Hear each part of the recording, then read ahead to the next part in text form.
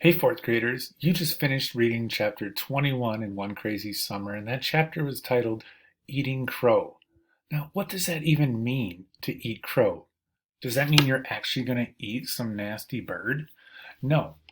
The meaning of eating crow, it's actually an idiom, which means to be proven wrong after taking a strong stand, or having to admit being wrong and it causes you great embarrassment, or being humbled when being proven wrong. In that chapter, we found out that Delphine did not literally eat crow. It is an idiom. Some examples of eating crow could be, now that my brother proved that I was wrong, I will have to eat crow. If I don't get standard on my next test, I might have to eat crow. Or a personal example that I have, I kept telling Mr. Bresson that the Vikings would beat the Packers this season. Since the Packers won both times, I had to eat crow.